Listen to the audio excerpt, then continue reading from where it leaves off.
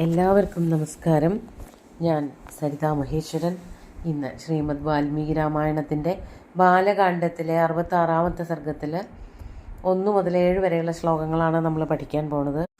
വിശ്വാമിത്രനും കുട്ടികളും ജനക മഹാരാജാവിൻ്റെ കൊട്ടാരത്തിൽ അവർക്കായിട്ട് ഒരുക്കിയിട്ടുള്ളതായ ആ ഭാഗത്ത് മുറിയിൽ പോയി വിശ്രമിച്ചു. ജനക മഹാരാജാവ് തിരിച്ച് കൊട്ടാരത്തിലേക്ക് പോയിട്ട് അതാത് കാലങ്ങളിൽ ചെയ്യേണ്ടതായിട്ടുള്ള കർമ്മങ്ങൾ ക്രിയകളൊക്കെ നിർവഹിച്ചു. എന്നിട്ട് വിശ്വാമിത്രനോട് ബാലകന്മാരെ കൂട്ടിയിട്ട് കൊട്ടാരത്തിലേക്ക് വരണമെന്ന് ജനക മഹാരാജാവ് പറഞ്ഞിരുന്നു. അങ്ങനെ കുട്ടികളെയും കൂട്ടി പോകുമ്പോൾ ഉണ്ടാകുന്ന ആ വിഷയങ്ങളൊക്കെയാണ് അടുത്ത ശ്ലോകങ്ങളിൽ പറയുന്നത്. നമുക്ക് ആദ്യം 1-ാമത്തെ ശ്ലോകം നോക്കാം. തതഃ പ്രഭാതേ വിമലേ കൃതകർമാ നരാധിപ വിശ്വാമിത്രം മഹാത്മാനമാജുഹാവ സരാഘവം. തതഃ പ്രഭാതേ വിമലേ, അങ്ങനെ രാത്രി കഴിച്ചു കൂട്ടിയിട്ട് പിറ്റേന്ന് പ്രഭാതത്തിൽ നല്ലോണം സൂര്യനൊക്കെ ഉദിച്ച് തെളിഞ്ഞ് നിൽക്കുമ്പോൾ, അതാണ് പ്രഭാതേ വിമലേ സതി. കൃതകർമാ നരാധിപ, എല്ലാ കർമ്മങ്ങളും വെളുപ്പാൻ കാലത്ത് പ്രഭാത സമയത്ത് ബ്രഹ്മമുഹൂർത്തത്തിൽ എഴുന്നേറ്റ് ചെയ്യേണ്ടതായിട്ടുള്ള കർമ്മങ്ങളൊക്കെ നിർവഹിച്ചവനായിട്ടുള്ള ആ ജനക മഹാരാജാവ് കൃതകർമാ നരാധിപ, ആ നരാധിപൻ എന്തു ചെയ്തു? മഹാത്മാനം വിശ്വാമിത്രം സരാഘവം ആജുഹാവ, മഹാത്മാവായിട്ടുള്ള ആ വിശ്വാമിത്രനെ രാഘവനോട് കൂടിയിട്ട്, രാഘവൻ എന്ന് പറയുമ്പോൾ അവിടെ ശ്രീരാമൻ എന്നാണ് അർത്ഥം. ശ്രീരാമനെ ഒറ്റയ്ക്കല്ല, ലക്ഷ്മണനുണ്ട്. 2 പേരെയും കൂട്ടിയിട്ട്, 2 ബാലകന്മാരെയും കൂട്ടിയിട്ട് വിശ്വാമിത്രനോട് കൊട്ടാരത്തിലേക്ക് വരാൻ കൽപ്പന കൊടുത്തു. അതാണ് വിശ്വാമിത്രം മഹാത്മാനം ആജുഹാവ സരാഘവം, രാഘവന്മാരോടുകൂടെയുള്ള വിശ്വാമിത്രൻ, ആ വിശ്വാമിത്രനോട് കുട്ടികളെ കൂട്ടിയിട്ട് കൊട്ടാരത്തിലേക്ക് ആജുഹാവ വിളിപ്പിച്ചു എന്നർത്ഥം. തമർച്ചയിത്വാ ധർമാത്മാ ശാസ്ത്രദൃഷ്ടേന കർമ്മണ രാഘവൗ ച മഹാത്മാനോ തദാ വാക്യമുവാചഃ. വന്നു ചേർന്ന കൊട്ടാരത്തിലേക്ക് അതിഥികളായിട്ട് വന്നു ചേർന്ന വിശ്വാമിത്രനെയും ബാലകന്മാരെയും വളരെ കാര്യമായിട്ട് ജനക മഹാരാജാവ് ആതിഥ്യമരുളാണ്. അതാണ് തമർച്ചയിത്വാ ധർമാത്മാ ശാസ്ത്രദൃഷ്ടേന കർമ്മണ. വിധിപ്രകാരം വിശ്വാമിത്രൻ എന്നു പേരുള്ള ബ്രഹ്മർഷിയും 2 ബാലകന്മാരും രാജകുമാരന്മാരും വരുമ്പോൾ അവരെ എങ്ങനെയാണ് ആദരിക്കേണ്ടത്, അവർക്ക് എങ്ങനെയാണ് സ്വാഗതമരുളേണ്ടത് എന്നൊക്കെ വിധികളുണ്ട്. ആ വിധികൾക്കനുസരിച്ച് ധർമാത്മാവായിട്ടുള്ള ജനക മഹാരാജാവ് തം അർച്ചയിത്വ ശാസ്ത്രദൃഷ്ടേന കർമ്മണ തം അർച്ചയിത്വ, ശാസ്ത്രപ്രോക്തമായിട്ടുള്ള പുരാണങ്ങൾ സ്മൃതി ഇതിഹാസങ്ങളിലൊക്കെ എങ്ങനെയാണോ പറഞ്ഞു വച്ചിരിക്കുന്നത് അതിനനുസരിച്ച് ആ രീതിയിൽ, അതാണ് ശാസ്ത്രപ്രോക്തേന ശാസ്ത്രദൃഷ്ടേന കർമ്മണ തം വിശ്വാമിത്രം അർച്ചയിത്വ, ആ വിശ്വാമിത്രനെ വന്ദിച്ചിട്ട്, വിശ്വാമിത്രനെ മാത്രമല്ല മഹാത്മാനൗ രാഘവൗ ച തം വിശ്വാമിത്രം, ആ വിശ്വാമിത്രനെയും മഹാത്മാനൗ രാഘവൗ ച, മഹാത്മാക്കളായിട്ടുള്ള മിടുക്കന്മാരായിട്ടുള്ള രാഘവകുമാരന്മാരെയും ശ്രീരാമനെയും ലക്ഷ്മണനെയും അർച്ചയിത്വ വന്ദിച്ചതിന് ശേഷം, വന്ദിച്ചിട്ട് തദാ വാക്യം ഉവാച, അതിനുശേഷം ഇപ്രകാരം പറഞ്ഞു. വിശ്വാമിത്രനോടും കുട്ടികളോടുമായിട്ട് ജനക മഹാരാജാവ് ഇപ്രകാരം പറഞ്ഞു. എന്താണ് പറയണത്? 3-ാമത്തെ ശ്ലോകം നോക്കാം. ഭഗവൻ സ്വാഗതം തേസ്തു കിം കരോമി തവാനഘ ഭവാനാജ്ഞാപയതു മാമാജ്ഞാപ്യോ ഭവദാഹ്യയം. ഭഗവൻ തേ സ്വാഗതം അസ്തു, അല്ലയോ ഭഗവാനെ, വിശ്വാമിത്രനോടുള്ള ബഹുമാനത്തോടു കൂടിയിട്ട്. കഥകൾ മുഴുവൻ കേട്ടത് ശ്രീരാമനും ലക്ഷ്മണനും ഒപ്പം അവിടെ തന്നെ ജനക മഹാരാജാവ് ഉണ്ടായിരുന്നല്ലോ. ആ ഒരു കഴിവ്, വിശ്വാമിത്രന്റെ പ്രാപ്തി, അതിനെപ്പറ്റിയൊക്കെ മനസ്സിലാക്കിയപ്പോഴാണ് ഭഗവൻ എന്നുള്ള സംബോധന വരണത്. അങ്ങക്ക് ഞങ്ങളുടെ സ്ഥലത്തേക്ക്, ഞങ്ങളുടെ കൊട്ടാരത്തിലേക്ക് വളരെ ഹൃദ്യമായിട്ടുള്ള സ്വാഗതം. അനഘ തവ കിം കരോമി, അല്ലയോ പാപം ചെയ്യാത്തവനെ, പാപത്തിന്റെ കളങ്കമേശാത്തവനെ, ഞാൻ എന്താണ് അങ്ങയ്ക്ക് വേണ്ടി ചെയ്തു തരേണ്ടത്? തവ കിം കരോമി, അങ്ങയ്ക്ക് ഞാൻ എന്താണ് ചെയ്തു തരേണ്ടത്? ഭവാൻ ആജ്ഞാപയതു, അല്ലയോ വിശ്വാമിത്ര മഹർഷേ, അങ്ങ് എന്നോട് ആജ്ഞാപിക്കൂ. ഈ വിദേഹവാസികളായിട്ടുള്ള എല്ലാവരോടും കൂടിയിട്ട്, എന്നോടടക്കമുള്ളവരോട്, അതാണ് മാം എന്ന് പറഞ്ഞത്, എന്നോട് ആജ്ഞാപിച്ചാലും എന്താണ് ഞങ്ങൾ ചെയ്തു തരേണ്ടത് എന്നുള്ളത് ആജ്ഞാപിച്ചോളൂ. ഞാൻ ആരാണ്? ഞാൻ എങ്ങനെയുള്ള ആളാണ്? അഹം ആജ്ഞാപ്യ ഭവത ആജ്ഞാപ്യ, ഭവാനാൽ ആജ്ഞാപിക്കപ്പെടാൻ അർഹതയുള്ളവനാണ് ഞാൻ.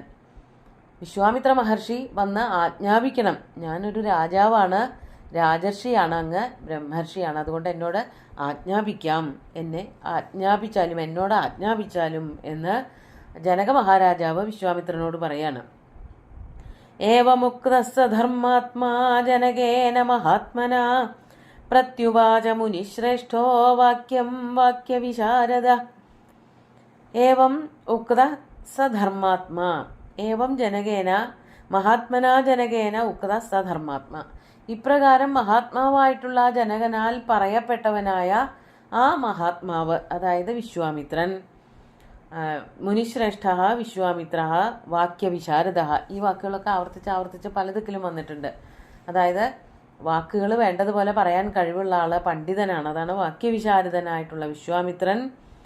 വാക്യം പ്രത്യുവാച, ഇപ്രകാരം ജനകനോട് മറുപടി പറഞ്ഞു. എന്താണ് പറഞ്ഞത്? അതാണ് 5-ാമത്തെ ശ്ലോകം. പുത്രൗ ദശരഥസ്യേമൗ ക്ഷത്രിയൗ ലോകവിശ്രുതൗ ദ്രഷ്ടുകാമൗ ധനുശ്രേഷ്ഠം യദേതത്വയി തിഷ്ഠതി. അങ്ങനെ വന്ദിക്കലൊക്കെ കഴിഞ്ഞപ്പോൾ വിശ്വാമിത്രൻ ജനകനോട് തൻ്റെ ഒരു ആവശ്യം പറയാണ്.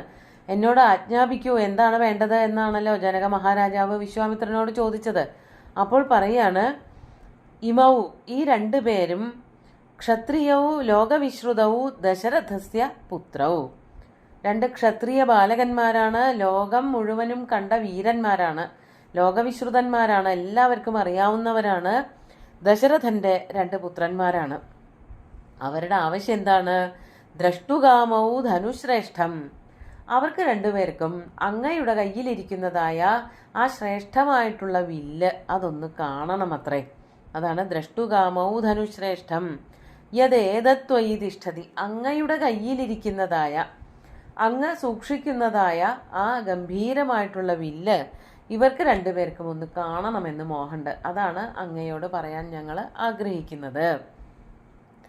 ഏതദ്ദർശയ ഭദ്രം തേ കൃതകാമൗ നൃപാത്മജൗ ദർശനാദസ്യ ധനുഷോ യഥേഷ്ടം പ്രതിയാസ്യത.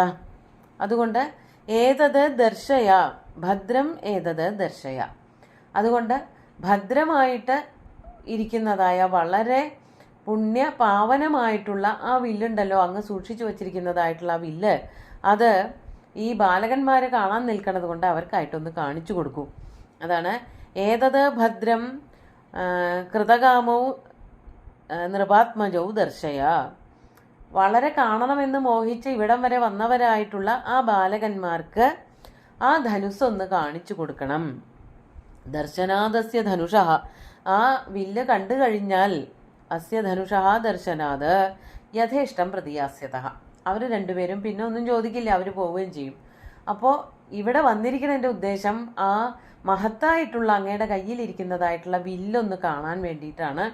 കണ്ടു കഴിഞ്ഞാൽ മോഹമൊക്കെ മാറും, വില്ല് കണ്ടുല്ലോ, പിന്നെ അതിന് വേറെ ആഗ്രഹങ്ങളൊന്നുമില്ല, അവർ തിരിച്ചു പോവുകയും ചെയ്യും. അതാണ് യഥേഷ്ടം പ്രതിയാസ്യത, ഇഷ്ടം പോലെ ഇഷ്ടത്തിനനുസരിച്ച്, അതായത് കണ്ടു കഴിഞ്ഞൂലോ, പിന്നെ അവിടെ നിന്ന് പൊയ്ക്കോളും. അതുകൊണ്ട് ആ വില്ലൊന്ന് കാണിച്ചു കൊടുക്കണം.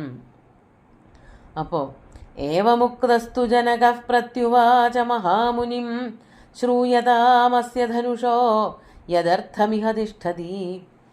ഏവമുക്ത ജനക, ഇപ്രകാരം വിശ്വാമിത്രനാൽ പറയപ്പെട്ടവനായിട്ടുള്ള ജനക മഹാരാജാവ് മഹാമുനിം പ്രത്യുവാച, മഹാമുനിയായിട്ടുള്ള വിശ്വാമിത്രനോട് ഇപ്രകാരം മറുപടി പറഞ്ഞു. എന്താ പറഞ്ഞത്? ശ്രൂയതാം, കേട്ടാലും, അസ്യ ധനുഷ യദർത്ഥം ഇഹ തിഷ്ഠതി ശ്രൂയതാം. അതാണ്, ഈ വില്ലിനെ പറ്റി കുറച്ച് കാര്യങ്ങൾ അങ്ങയോട് പറഞ്ഞു തരാനുണ്ട്, അതൊന്ന് വിസ്തരിച്ച് പറയാം, കേട്ടോളൂ എന്ന് പറഞ്ഞ് ആ വില്ല് എങ്ങനെയാണ് തനിക്ക് കിട്ടിയത് എന്നുള്ള കഥ, അവിടെ വിസ്തരിച്ചുള്ള കഥയൊന്നുമില്ല, ചുരുക്കിയാണ് പറയണത്. ഇതുവരെയുള്ള വർണ്ണനയൊന്നും അവിടെ ഇല്ല. ആ വില്ല് എങ്ങനെയാണ് തൻ്റെ കയ്യിലെത്തിയത് എന്നുള്ളത് വിശ്വാമിത്രനോട് ഇന്ദ്രൻ പറയണതായിട്ടുള്ള കഥയാണ്. അത് അടുത്ത ദിവസം നോക്കാം. ഈ വില്ലിന് വളരെ ശ്രേഷ്ഠമായിട്ടുള്ള ഒരു ചരിത്രമുണ്ട്, ഒരു കഥയുണ്ട്.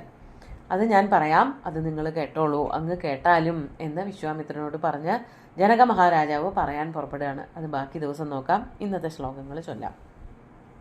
തതഃ പ്രഭാതേ വിമലേ കൃതകർമാ നരാധിപ വിശ്വാമിത്രം മഹാത്മാനമാജുഹാവസരാഘവം തമർച്ചയിത്വാ ധർമാത്മാ ശാസ്ത്രദൃഷ്ടേന കർമ്മണ രാഘവൗ ച മഹാത്മാനൗ തദാ വാക്യമുവാചഃ ഭഗവൻ സ്വാഗതം തേസ്തു കിം കരോമി തവാനഘ ഭവാനാജ്ഞാപയതു മാമാജ്ഞാപ്യോ ഭവതാഹ്യഹം ഏവമുക്തഃ സ ധർമാത്മാ ജനകേന മഹാത്മനാ പ്രത്യുവാച മുനിശ്രേഷ്ഠോ വാക്യം വാക്യവിശാരദ പുത്രൗ ദശരഥസ്യേമൗ ക്ഷത്രിയൗ ലോകവിശ്രുതൗ ദ്രഷ്ടുകാമൗ ധനുശ്രേഷ്ഠം യദേതത്വയി തിഷ്ഠതി ഏതദ്ദർശയ ഭദ്രം തേ കൃതകാമൗ നൃപാത്മജൗ ദർശനാദസ്യ ധനുഷോ യഥേഷ്ടം പ്രതിയാസ്യത ഏവമുക്തസ്തു ജനകഃ പ്രത്യുവാച മഹാമുനിം ശ്രൂയതാമസ്യ ധനുഷോ യദർത്ഥമിഹ തിഷ്ഠതി. ഇനി ബാക്കി കഥകൾ അടുത്ത ദിവസം നോക്കാം. സുന്ദരമായിട്ടുള്ള ശ്ലോകങ്ങൾ ഭഗവാൻ ശ്രീരാമചന്ദ്രൻ്റെ കാൽക്കൽ അർപ്പിച്ചുകൊണ്ട് ഗുരുവായൂരപ്പനെ സാഷ്ടാംഗം നമസ്കരിച്ചുകൊണ്ട് എല്ലാവർക്കും ശുഭദിനം നേർന്നു നിർത്തട്ടെ. നന്ദി.